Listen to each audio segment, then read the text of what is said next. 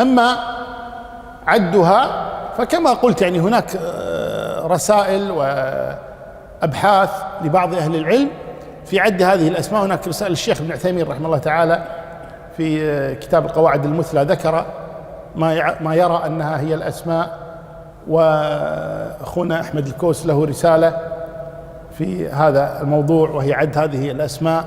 هناك آخرون من أهل العلم كتبوا في هذه الأسماء، الشيخ عبد الرزاق العباد. فهناك من كتب في محاولة إحصاء هذه الأسماء، لكن ليس هناك يعني فاصل بحيث أن واحدهم يقول أنا عندي الحق وعداه باطل، لأن الخلاف مبني على الاختلاف مثلا في بعض الأحاديث، مثل حديث إن الله محسن يحب الإحسان، مختلف في صحته. من أثبت هذا الحديث قال إذا من أسماء الله المحسن.